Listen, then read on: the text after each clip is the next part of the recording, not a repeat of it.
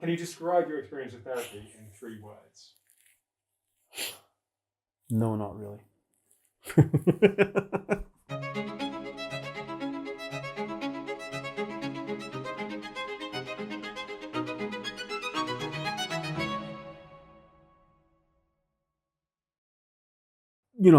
I've always kind of, shall we say, enjoyed depression. I've had quite a bad bout of depression about sort of 10 years ago. And it'd been one of those things where it had crept up on me and I hadn't realised that I was feeling as bad as I was. Someone who, I think stabbed me once, which is just another story, came up to me in a nightclub and was like, "Are you okay, man? You don't look good," you sort of, and had this really sort of heart to heart with me about the fact that I was looking depressed and I wasn't my usual self. And then I spoke to my parents and then I spoke to my doctor and they were all like, "Yeah, you're not the way you were in the summer." So at that point, I sort of went on antidepressants for, sort of 2 years. And then as a way of trying to get off the antidepressants, I had therapy then and I found it really, really useful. But as I say, that was back about 2010.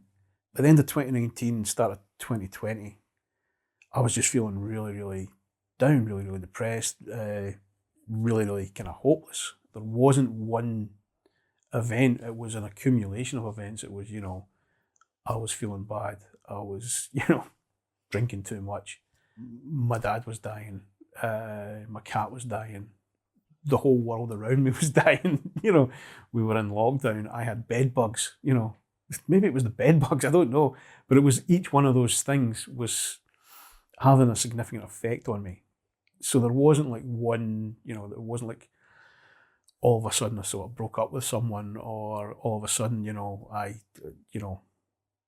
took up heroin or something like that. It was, I think, just that drip feed of events.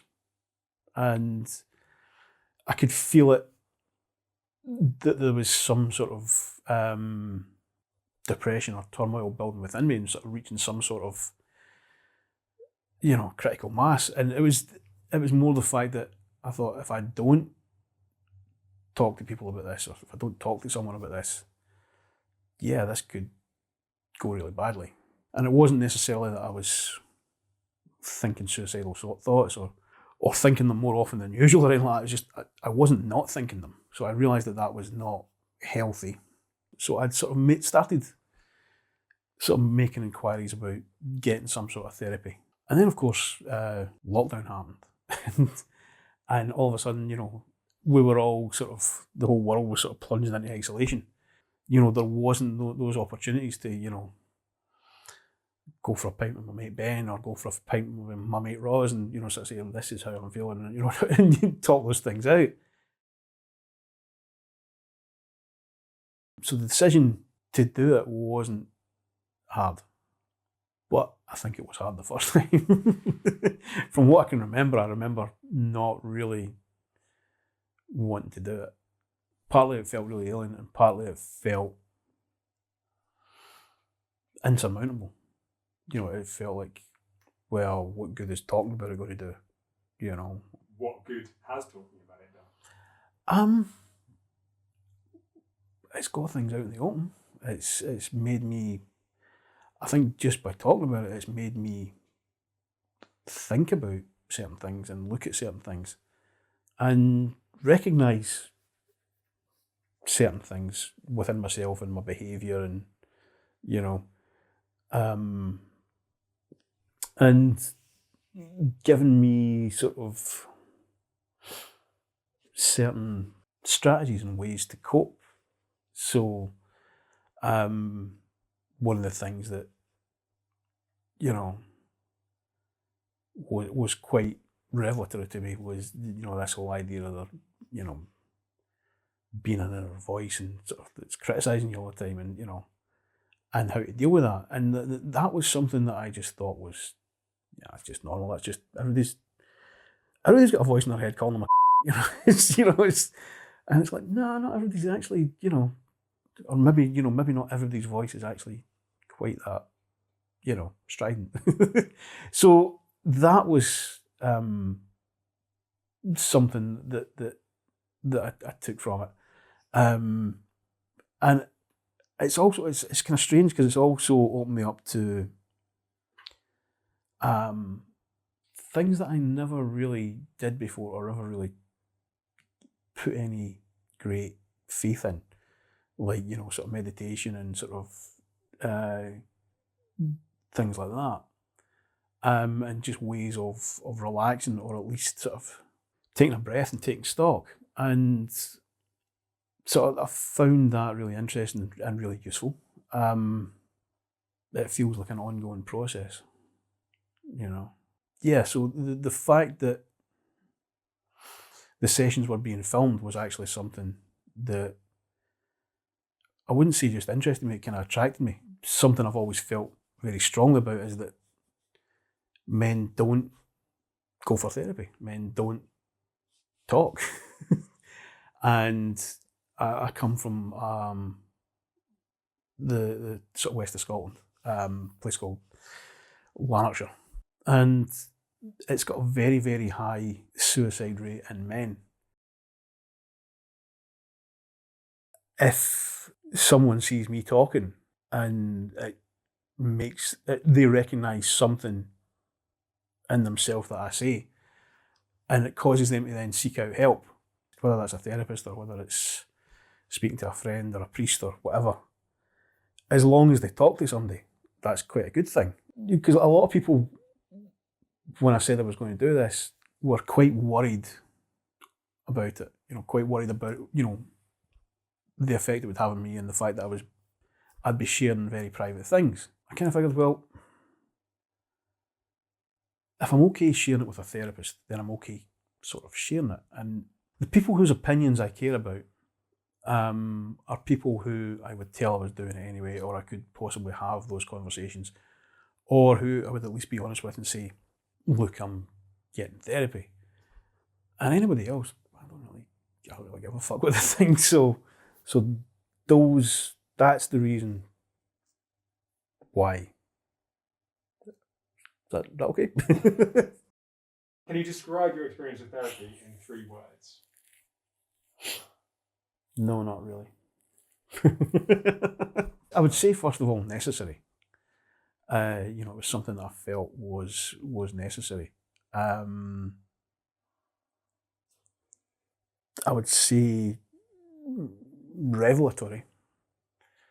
You know, there's things that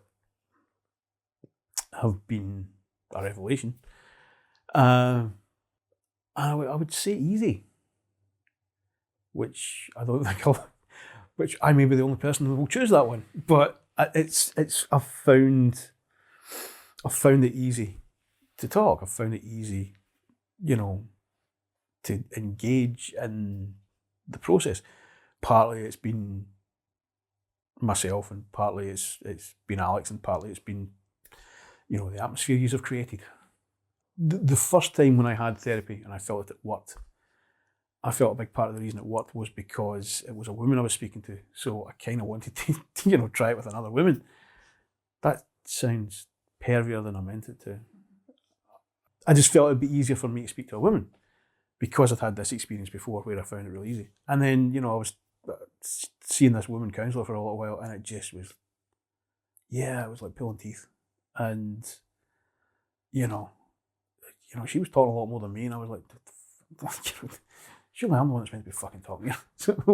So I kind of called it off. So there was a certain amount of trepidation, I suppose, at the start, whether or not I would be able to sort of click with Alex.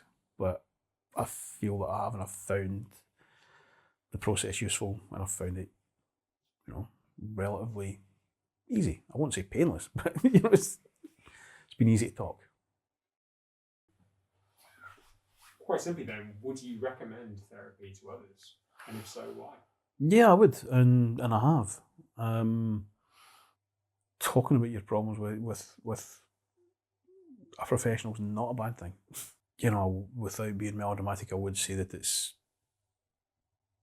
if not saved my life, it's at least contributed to saving my life.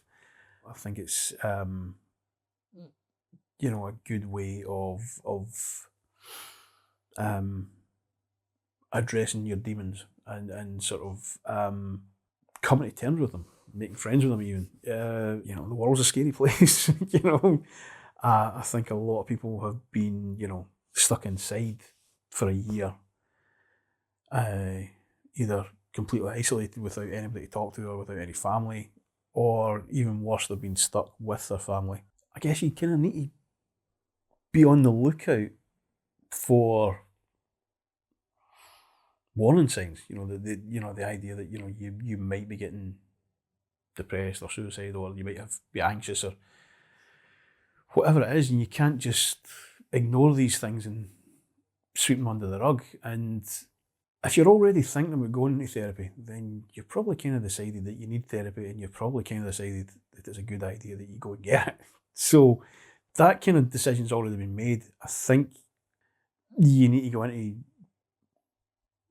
being ready to talk about yourself and being ready to address painful things and painful issues, and being aware that things will come up that you're not comfortable with, and things will come up that you're maybe scared of coming up.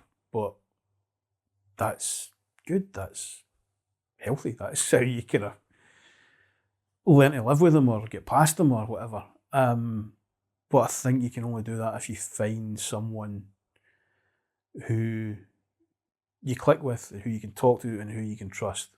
If you're not having a positive experience, or you're not having the experience you think you need, then rather than just giving up on therapy, I would say try another therapist.